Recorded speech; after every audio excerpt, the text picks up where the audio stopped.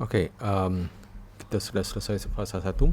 Fasa 1 kita sudah berjaya buat login sistem asas. Tapi kita ada satu masalah yang mana bila user login, sistem tidak ingat siapa user tersebut. Contohnya kalau user login, dia buka dashboard, dia refresh page, login dia nanti akan hilang. HTTP ini adalah stateless, bermaksud server tidak mempunyai ingatan tentang request sebelum ini. Jadi untuk menyelesaikan masalah ini, kita gunakan session. Session membolehkan server ingat siapa user yang sedang login. Session ialah satu cara untuk simpan data user sementara di server. Contoh data yang kita simpan: username, role, user ID. Contohnya selepas login, session username Joan, session role dia ialah admin. Data ini akan kekal selagi session tersebut masih aktif. Kod paling penting dalam login.php ialah session start. Baris ini mesti berada paling atas di dalam file PHP. Okay, sekiranya pengguna itu sah, boleh dicari di dalam MySQL punya database. Kita akan set session kita.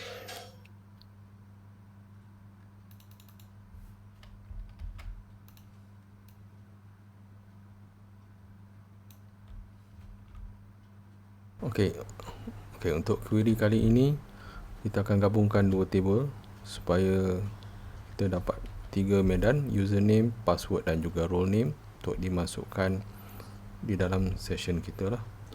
Kenapa? Ini kerana PHP Pro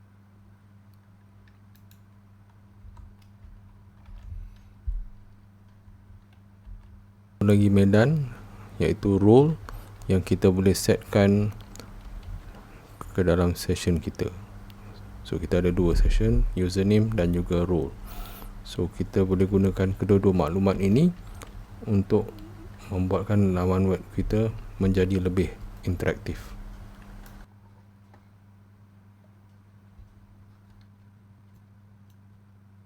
Dan kita akan hantar pengguna untuk pergi pada laman seterusnya, iaitu dashboard.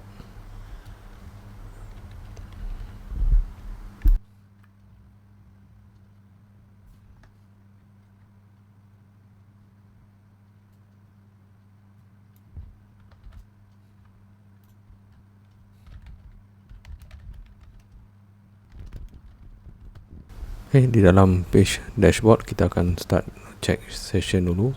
Adakah pengguna yang cuba akses laman ini mempunyai session username? Kalau dia tidak ada, is not set, itu kita akan hantar dia kembali pada page login.php dan exit supaya tidak ada skrip lain yang berjalan. Sekiranya ada sesi, kita akan padankan pemberi ubah name dengan session username dan kita akan print nilai welcome dan role.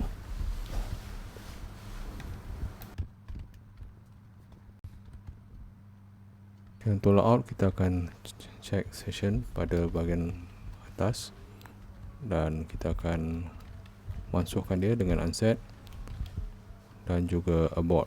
So apabila pengguna klik pautan ini, kita akan hantar dia kembali pada page login.